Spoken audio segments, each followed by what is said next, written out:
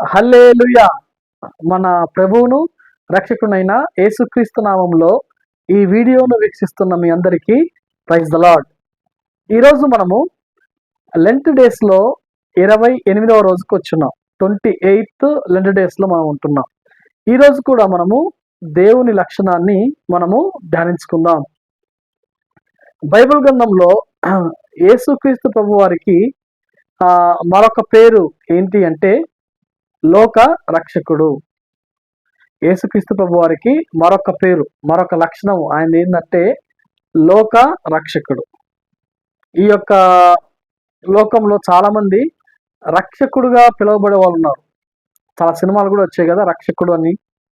వీటన్నిటి తాత్కాలికమే కానీ మనందరి రక్షకుడు ఎవరు అంటే యేసుక్రీస్తు ప్రభు వారు. ఎందుకని ఇంత ఒక్క నుంచి లేకపోతే ఇంత కన్ఫామ్గా ఇంత కట్టినట్టుగా చెప్తున్నాము అంటే ఈ లోకంలో మనిషికి ఎలా జీవించాలి అని చాటి చెప్పి తాను ముందు వెళ్తూ ఇదే త్రోవ, ఇందులో నడవండి అని చెప్పిన వ్యక్తి యేసుక్రీస్తు ప్రభువారు. నా మార్గము ఇది, నేనే మార్గము సత్యము జీవమునై ఉన్నాను అని చెప్పిన వ్యక్తి యేసయ్య. ఇరుకు మార్గము నాది, విశాల మార్గం కాదు అని చెప్పింది కూడా యేసయ్య. చాలా మంది విశాల మార్గానికి వెళ్ళడానికి ట్రై చేస్తారు కానీ చాలా కొద్ది మంది మాత్రమే ఇరుకు మార్గంలో ప్రవేశిస్తారని చెప్పింది యేసయ్య. నేను మిమ్మల్ని నడిపిస్తాను, సురక్షితమైన ప్రాంతం నడిపిస్తానని చెప్పింది యేసయ్య. నేను మంచి కాపరిని అని చెప్పింది యేసయ్య. ఈ విధంగా చూస్తే అనేక సార్లు దేవుడు భయపడకూడదు అని చెప్పింది యేసయ్య. మీకు ఏ సమస్య వచ్చినా సరే నేను మీకు దగ్గరగా ఉండి ఆ సమస్య తీరుస్తానని చెప్పింది యేసయ్య. యేసయ్యను నమ్ముకున్నా లేకపోతే యేసయ్య గురించి తెలియకపోయినా యేసయ్య తను తాను ప్రత్యక్షపరచుకోవటంలో ఎంతగానో ఆసక్తి కలిగి ఉంటాడు. మనం కాదు ముందుగా ప్రేమించింది, యేసయ్యే మనల్ని ముందుగా ప్రేమించాడు. మనం ఆయన్ను ఎరగనప్పటికీ ముందుగానే మనల్ని ఆయన ఎరిగాడు. ఈ యొక్క సృష్టికి ముందు, మన జగత్ పునాది వేయబడక ముందే మనల్ని ఎరిగిన దేవుడు అంట. ఇంకా చూడండి, మళ్ళీ ఈ విధంగా చెప్పుకుంటూ పోతే ఆయన రక్షకుడు అని చెప్పడానికి ఇక చాలా ఉన్నాయి. నేను కొద్దిగా చెప్పాను. ఆ రక్షకుడిని మనము రక్షకుడిగా చూస్తున్నామా లేకపోతే శిక్షకుడిగా చూస్తున్నామా? చాలాసార్లు చాలామంది ఏం చేస్తారంటే భయపడతారు. అమ్మో, నేను సరిగ్గా ప్రార్థించకపోతే యేసయ్య కొడతాడేమో, నేను సరిగ్గా ఉపవాసం లేకపోతే శిక్షిస్తాడేమో, నేను సరిగ్గా వాక్యం చెప్పకపోతే నన్ను ఏమో అంటాడేమో అని భయపడి చాలాసార్లు మనము ప్రార్థనకు దూరంగా అవుతుంటాం, వాక్యాన్ని ఇతరులకు చెప్పడానికి దూరం అయిపోతూ ఉంటాం. అదేవిధంగా ఉపవాసం ఉండడానికి కావచ్చు, లేకపోతే మరొకటి మంచి మార్గంలోనికి రావడానికి భయపడుతూ ఉంటాం. నేను చాలాసార్లు చాలా మంది చూసింది ఏంటంటే చాలా మంది ఆయా మందిరానికి రావచ్చు కదా అంటే, అమ్మో నేను రాను, నాకు సిగరెట్ అలవాటు ఉంది, నాకు మందు అలవాటు ఉంది, నేను మందిరానికి రాను, మొత్తం మానేసి అప్పుడు వస్తా మందిరానికి అని చెప్పేవాళ్ళు ఉన్నారు. ఈ విధంగా ఉన్నప్పుడు వాళ్ళకి దేవుడు ఒక రక్షకుడిగా ఎలా అవుతాడు?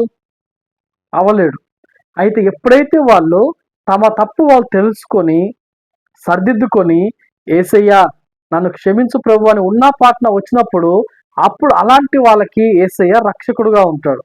లేదనుకో వాళ్ళకి ఎలా కనపడతాడంటే దేవుడు, అమ్మో అక్కడికి వెళ్ళకూడదు, అమ్మో నేను ప్రార్థన చేయకూడదు, నేను ఇలా చెప్పకూడదు, లేకపోతే నేను ఇలా ఉండకూడదు అని చెప్పి ఆ భయాలతోనే బతికేస్తూ ఉంటారు. ఈ రోజుల్లో అనేక మంది సగము ఈ భయాలతోనే యేసయ్య దగ్గరికి రావడానికి చాలా ప్రాబ్లమ్స్గా ఉంటున్నాయి. ఈ యొక్క లెంట్ డేస్లో ఆయన రక్షకుడుగా మనం చూద్దాం. ఆయన ఎటువంటి రక్షకుడు అంటే ఎవరిని త్రోసివేసే దేవుడు కాదు. ఆయన ప్రతి ఒక్కరిని రమ్మని పిలిచే దేవుడు. ఆయన దగ్గరికి వెళ్తే నువ్వు నాకు వద్దు పో అని చెప్పే దేవుడు కాదు. ఏ ఒక్కరు నశించిపోవట యేసయ్యకి ఇష్టం లేదు. నువ్వు ఫస్ట్ ఒక్క పర్మిషన్ ఇస్తే దేవునికి చాలు. ఎంతటి రక్షకుడు అంటే యేసయ్య, నీ పర్మిషన్ లేనిదే నీ జీవితంలో మన జీవితంలో ఏ పని చేయలేడు యేసయ్య. రక్షకుడిగా ఉంటూ అంత శక్తిగల దేవుడే నీ పర్మిషన్ అడుగుతున్నాడు. దేవుడు నీ హృదయంలో నువ్వు ఆహ్వానిస్తే తప్ప ఆయన బలవంతంగా నీ హృదయంలోకి రాలేడు.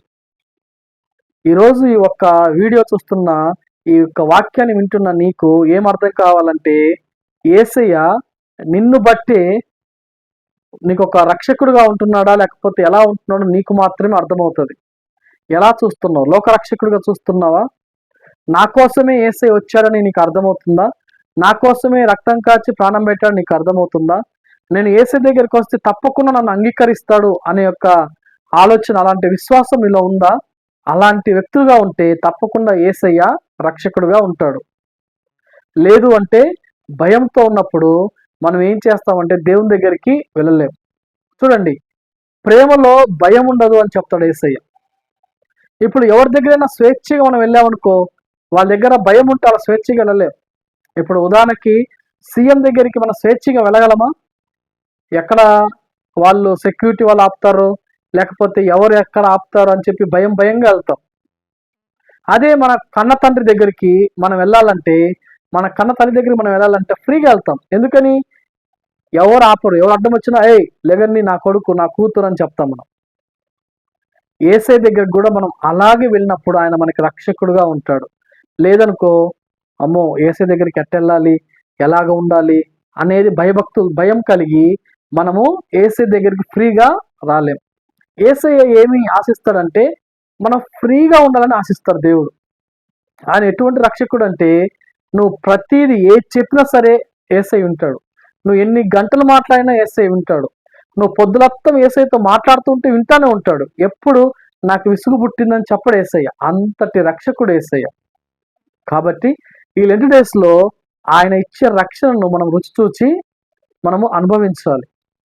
రక్షింపబడ్డాము అనడానికి ముఖ్య కారణం ఏంటంటే, నువ్వు దేవునితో ఎంత సమయం గడుపుతున్నావు అన్నదే. పాటలు పాడుకుంటూ ఉండొచ్చు, వాక్యాన్ని వింటూ ఉండొచ్చు, వాక్యాన్ని చదువుతూ ఉండొచ్చు, ప్రార్థన చేసుకుంటూ ఉండొచ్చు, ఇంట్లో పని చేసుకుంటూ ప్రార్థన చేసుకోవచ్చు, ఉద్యోగం చేసుకుంటూ ప్రార్థన చేసుకోవచ్చు మనసులో. ఇలా మనం ఎంత చేసినా సరే మన ఆత్మీయంగా మనం దేవునితో కనెక్షన్లో ఉంటాం. అదే ఆయన కోరుకుండేది. కాబట్టి ఆయన రక్షణలో ఈ స్వాతంత్రం ఉంటుంది. ఆయన రక్షణ మనకు లేకపోతే ఈ స్వాతంత్రం ఉండదు మనకి.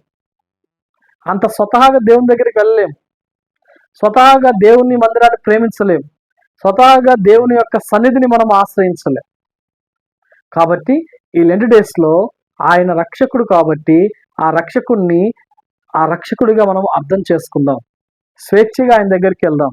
ఎందుకు అంటే, నీకు ఆ అవకాశాన్ని ఇచ్చింది యేసయ్యే. నీ కోసం రక్తం కార్చి ప్రాణం పెట్టింది ఎందుకో తెలుసా?